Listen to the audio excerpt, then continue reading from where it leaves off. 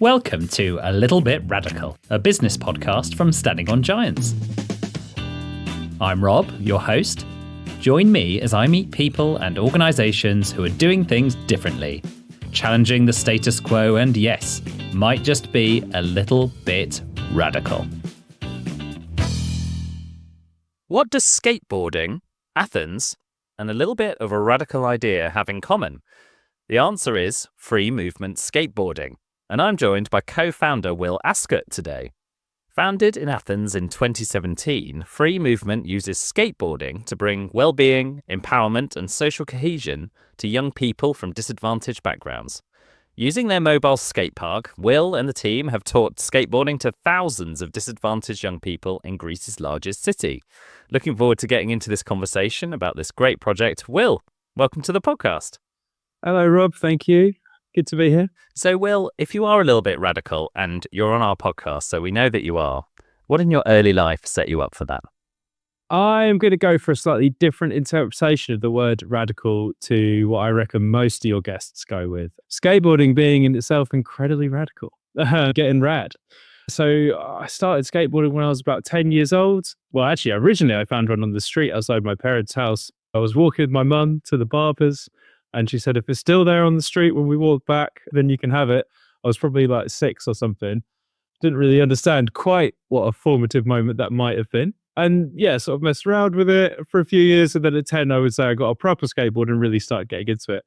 And yeah, just through that, I was always down at the local skate park. I would then go and sort of start traveling a little bit more, not extremely far through my teenage years, but just say on the train up and down towards Luton or towards London. So I grew up just north of London in a place called St. Albans. And yeah, going to meet people from different backgrounds to go and skateboard together. And I think this sort of loosely informed, I guess, some of the ideology behind the project now. I just really, really feel it as a very natural and comfortable tool for bringing young people together from different backgrounds. And that's what I experienced growing up. And that's what I am doing my best to bring to probably some of Europe's most disadvantaged people here in Athens through skateboarding. 23 years later. Fantastic. Well, we're roughly the same age. You're a bit younger than me, but we both lived through like a real boom in skateboarding, didn't we? I won't pretend for a second that I am in any way a competent skateboarder, but I, like you, had one when I was around that age. And I think I just about learned to be able to balance on it and go down the driveway on it. I think for me, with the worst balance in the world, I was pretty happy with that. But I played the Tony Hawk's games endlessly, and skateboarding was a real part of our culture growing up, wasn't it? It had this explosion. Talk to us about that a little bit. I mean, yeah, I was just fascinated by it, you know. I also played a lot of the Tony Hawk's games. I think I might be amongst the oldest people that ever had like skateboard lessons as such. Every Sunday morning growing up in sort of Pioneer Skate Park in St Albans, like the UK's oldest indoor skate park, big plug, support those guys. They had skateboard lessons by a sort of local pro skater called Rodney Clark, and then sort of his other friends who were really generally pretty good skaters, like some of the best in the UK, would come along and go and teach for a couple of hours on a Sunday morning. And then after that session, they go and skate for themselves. I do remember just being like totally fascinated by it. And yeah, really immediately obsessed, I suppose. Yeah, it's a seriously long time ago, but yeah, I really, really loved it. And sort of booming subculture at that point, and has continued to grow in an incredible way since, as far as recognition as a Olympic sport, which at that point was truly unimaginable. Yeah, 2020, it became an Olympic sport for the first time. And at the next Games, it'll officially be a permanent Olympic sport. I remember wearing all the clothes, and if my dad went to the US on work, I was like, oh, you got to get me some, Element this and Vans that and Black Label, all the baggy stuff. Yeah, so I was really bought into the culture. I just really lacked the athletic ability and technical ability behind it. So as you've got older, do you think you've become more radical or less radical? And what's been behind that? I mean, there's obviously different ways to understand the word radical, and, just to take my original interpretation of it about skateboarding and being rad, and also perhaps being gnarly, to use another word, is like, being brave, let's say, doing impressive, scary stuff on a skateboard. I'm afraid to say I am significantly less radical than when I was probably mid-late teens, top levels of radicalness. Yeah, you've got to be fearless and good at bouncing off concrete. And I was never particularly that. I've always had friends that were more radical than me in that respect, but I'm afraid so that's only diminished even more so with time. What I'm hearing, Will, is that we're not going to see you weaving in and out of traffic, going into shopping centres and grinding down escalators and that kind of thing. It's been a while. It's been a good while. It's not going to happen immediately anytime soon.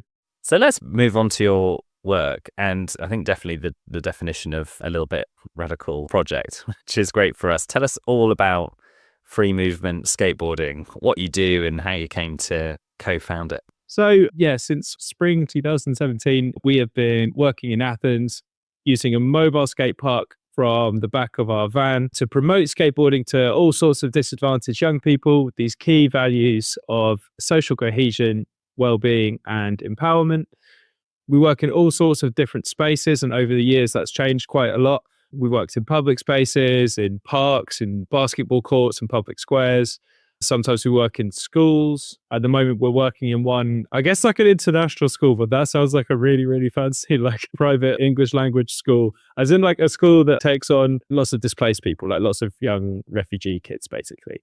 So sometimes in schools, and previously we worked a lot in refugee camps, but that's become difficult with time, unfortunately. How come? What's happened with the refugee camps? Why can't you go in there anymore? So there was a change in the law during COVID where I guess the government kind of used the big shock of the pandemic as an easy cover to make some big changes to the law, specifically affecting us.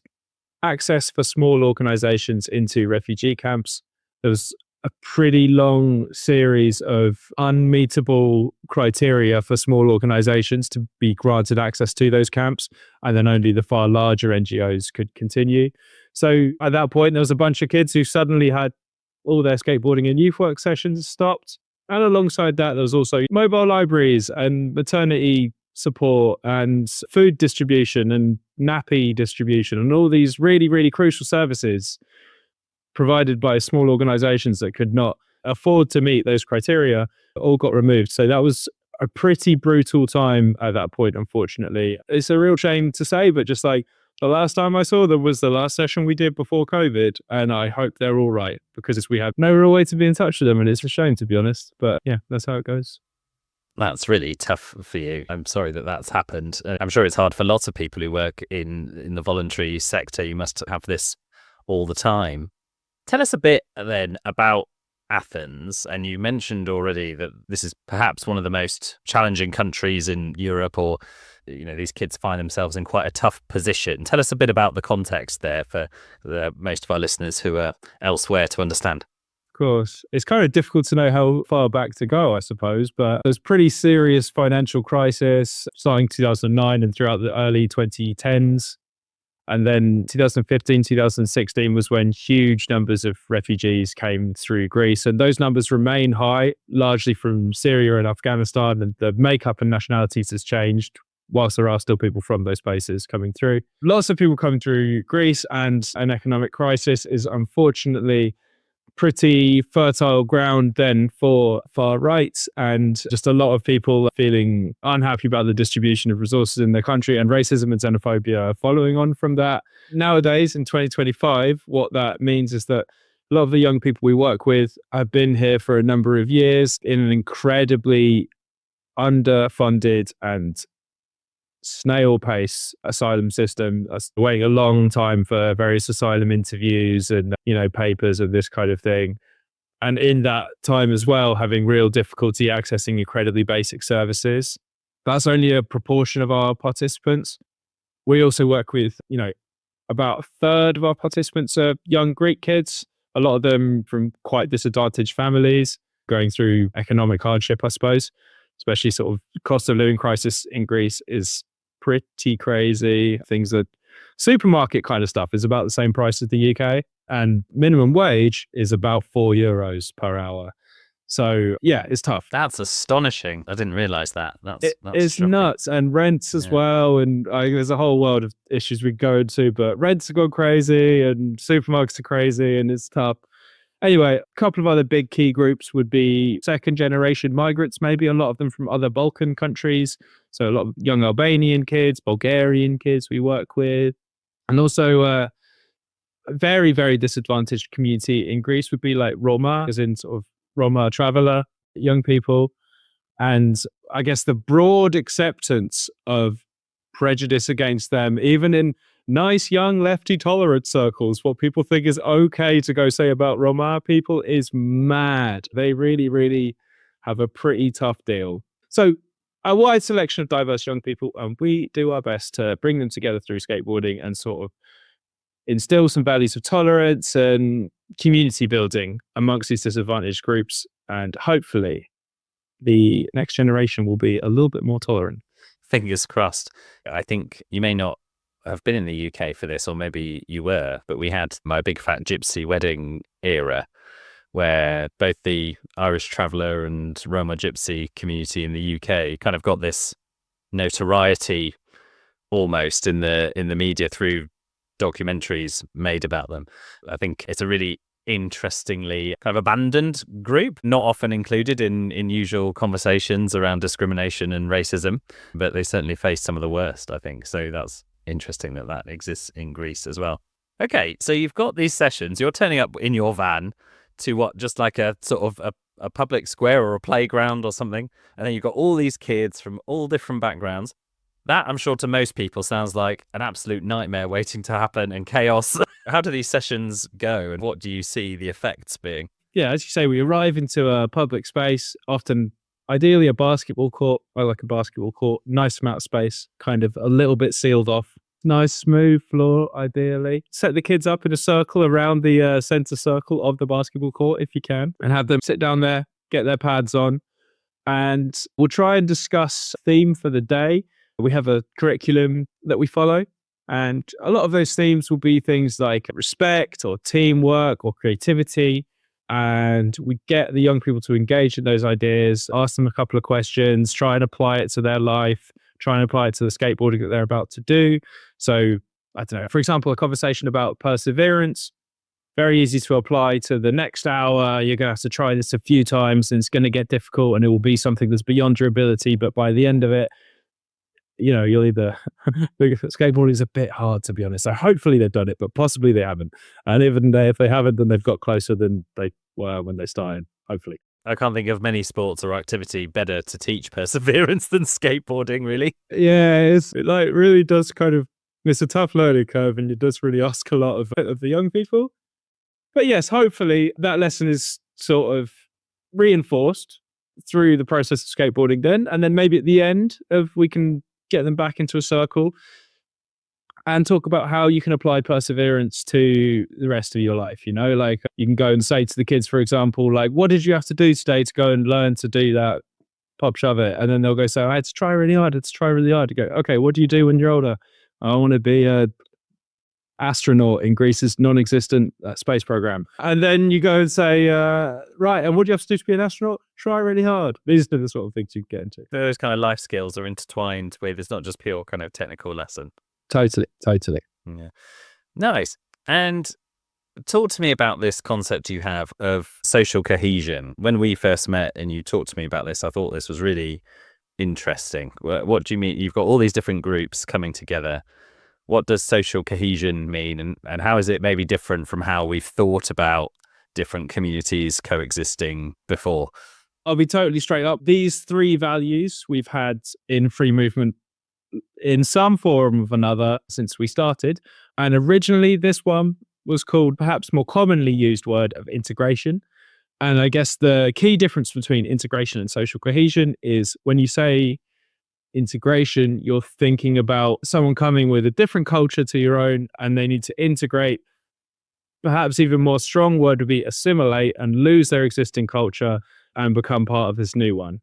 With social cohesion is allowing people to maintain their culture and their identity, hold on to the things that are important to them within that, and also kind of become a part of the broader group whilst keeping the things that they value in their old one.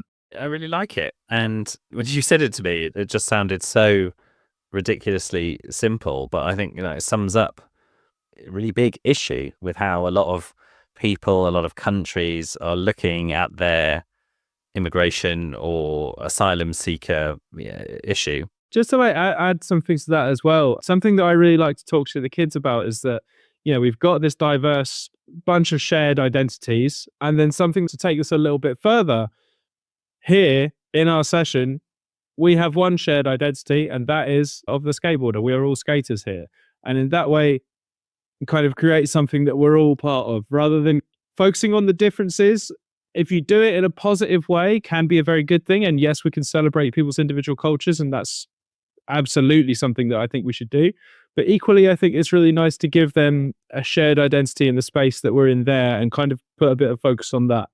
I think it does a lot for bringing the kids together. Really interesting, yeah. So highlighting a shared identity, what we have in common, and the space we're in, rather than drawing attention to the difference. I think it's a lovely, simple idea. And I just think about the UK. I think we could really use more of a stronger focus on social cohesion than this kind of, well, we've got a new government now, we'll see. But we've had this concept of, British values for a while, and going around schools at the minute for my little boy, and they've all got to have this poster of their British values up, which in and of themselves are not the worst thing, but we all kind of know what the British values are about. And yeah, I think a move towards this social cohesion where individuality in the melting pot of cultures is kind of celebrated as well as the shared culture. I think that's fantastic. So you've got all these kids there. What about the parents? Yeah, I mean, it's a mix, but very occasionally, one of my favorite things to see is two parents on the side of a session that haven't spoken. They've now watched their kids do the same activity a few times, and they end up getting a little bit closer. And, you can equally building a community of all the parents on the side is a really, really lovely thing. And I think a lot of them are people that wouldn't necessarily meet, even though they might live in the same neighborhood and their kids are the same age. It takes having an activity like this for them to meet. And I know there's been examples of parents, sharing information about other services or getting together to rally their school to let free movement run some sessions in that school and this sort of thing, just like building that broader network is something that's really, really important to the work. Obviously, when we're there, our heads are in like working with the young people. So it takes a bit of a step back and a look around to really kind of notice that there is a sort of subtle secondary impacts of this as well, of just like getting the parents together and building some community on that scale as well. I think it's a wonderful example of community building. Yeah, absolutely.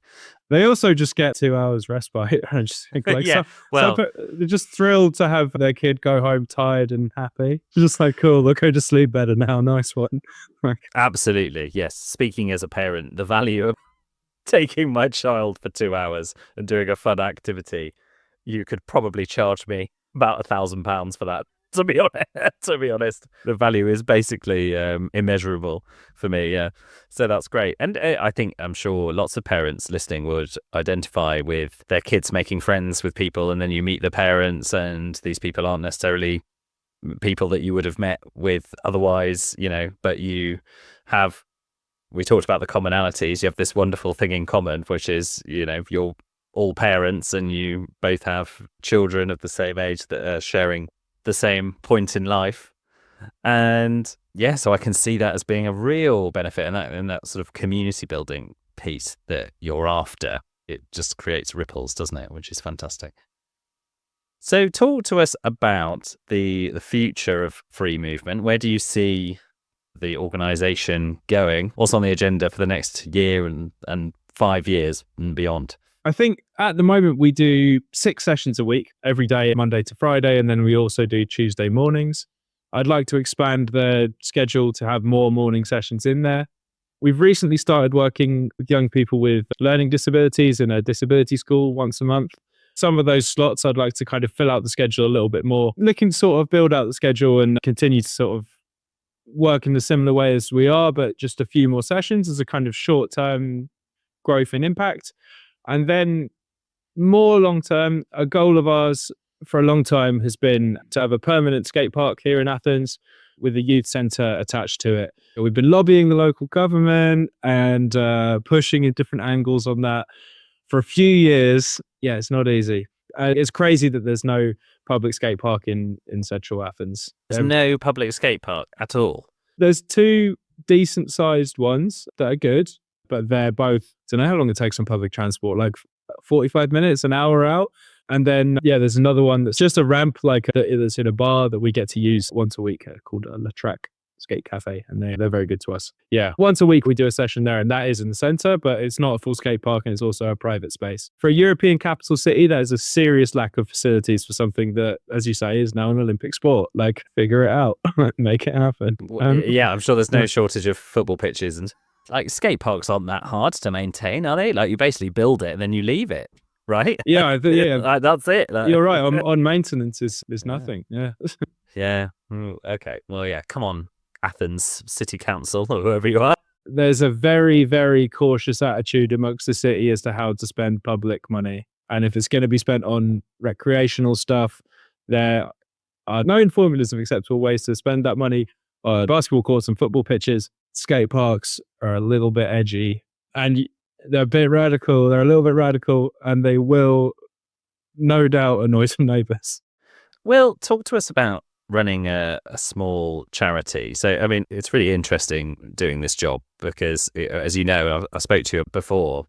I recently interviewed Halima, the CEO of Oxfam, and she's got challenges managing an enormous charity with a huge footprint and everything that comes with that. But she said she actually spoke in that interview about the difference between leading small and big charities because she's led both. And she's like, you've got this massive machine behind you at Oxfam, which is, blessing and a curse. But talk to us about running a small charity, a kind of startup charity. I mean, what made you want to do it in the first place? I guess I've always been, had a bit of entrepreneurial spirit, if you will, or just wanting to kind of DIY spirit, if you want to make it more punk, maybe that's better. I've always kind of enjoyed just making stuff happen and just throwing everything at something and even identifying problems ahead of time and just being like, we'll be all right, let's have it, and kind of figure out solutions as we go. I guess at the time that I started it, I was at a certain point in my life where I was in between jobs and I had an idea for how something might start. And I was very, very fortunate to find the organization Choose Love, who are at that point were called Help Refugees, who were up for funding the project right in its beginning. I don't think at that point I appreciated just how lucky I was to get that support, to be honest. Funding is very, very hard to come by and takes a hell of a lot of work. That is the majority of what my head is kind of consumed by. I wish I could tell you that my headspace was consumed with working with young people and producing really, really quality curriculum and kind of the delivery element of it. And it is, when I'm in that space, it is. Thankfully, we have excellent other people on our team who are committing time to that sort of stuff. In reality, unfortunately, my head is full of fundraising and almost always needs to be. There's equally a massive, really, really, really boring piece that I can say about compliance. We run an organization in the UK and in Greece, and just to do all of the fiddly bureaucratic stuff you need to do to make both of those organizations run legally is mad and infinite, just truly, truly never-ending stream of stuff. So it's that, and it's also then reporting your work to funders and trying to bring in new money. And there's just a lot of fiddly stuff. I kind of laugh about what it looks like to the kids. We're just these random sort of 30-ish-year-old people, in a van. And they're just we actually all go home and do loads of spreadsheety stuff about all of this that we just did with you. I think they're just such wildly separated and not particularly imaginable for the young people, I think. Those two worlds, anyway. It sounds like you can be in this almost never-ending cycle of get funding, report on impact to prove the value of the funding, compliance, seek more funding, report on the impact, prove that the funding was worth it, hope the funding comes through again. Is that kind of what it feels like? I mean, that's absolutely it. I guess also one of the things of being in the funding cycle is that you can never, ever, ever let your foot off the gas, because by the point that you send off an application, I mean, they're pretty varied, but it's probably somewhere between 2 months and maybe even 6 months or longer before you get an answer back.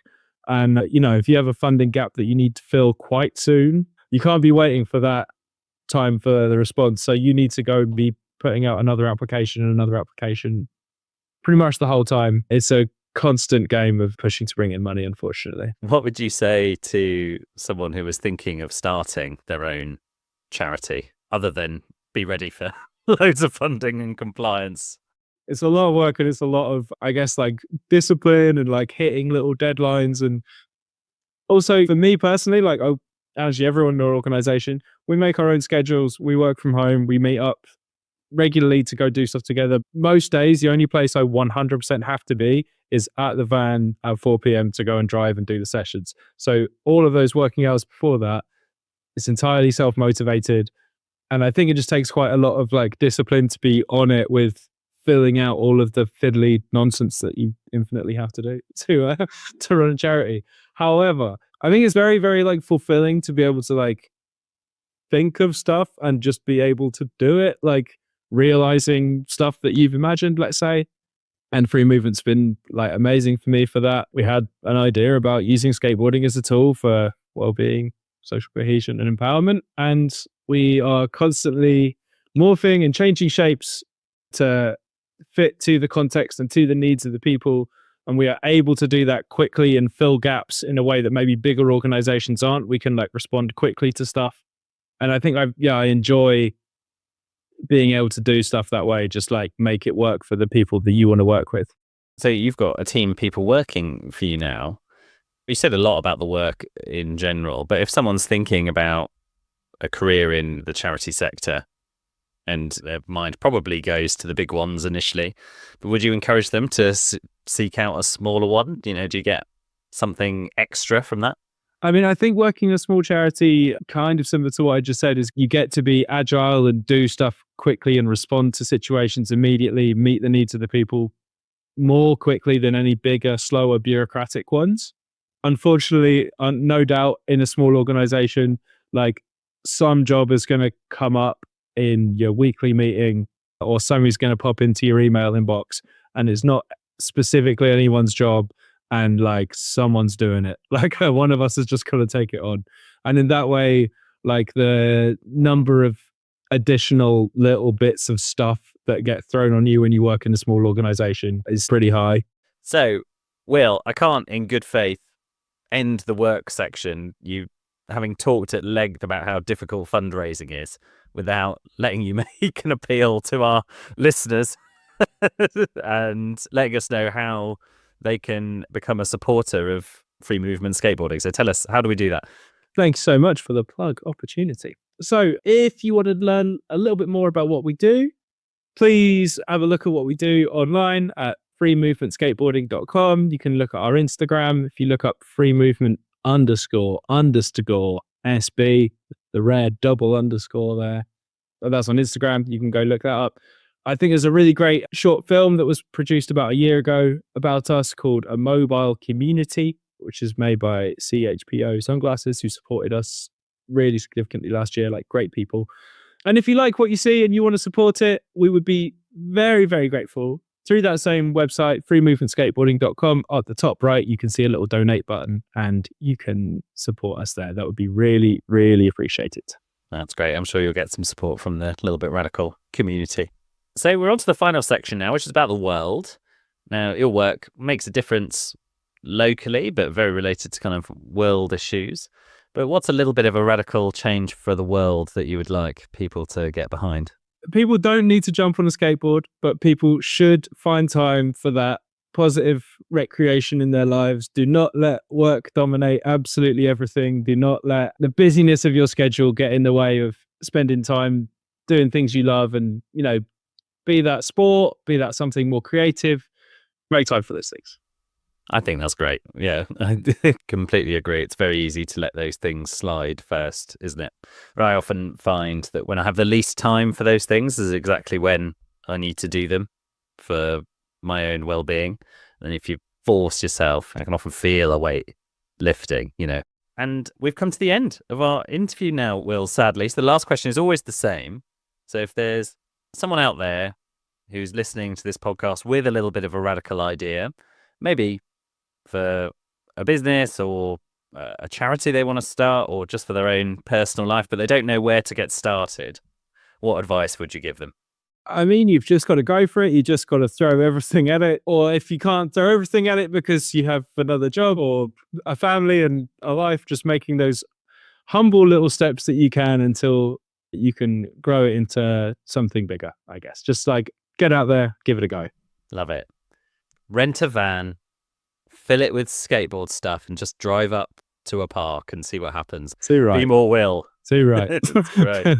Thank you very much for giving us your time today and telling us all about free movement skateboarding. I think it's a fantastic project, and I hope that your work inspires many similar organisations all around the world to set up similar projects. So thank you very much, and hope to speak to you soon. Thank you for listening to this podcast. If you enjoyed it, please follow us on your podcast platform. If you'd like to appear on A Little Bit Radical or have an idea of someone we should speak to, please email podcast@standingongiants.com or get in touch with me on LinkedIn. You can search Rob Fawkes or search Standing on Giants and you'll find me there. Thank you very much, and speak to you next time.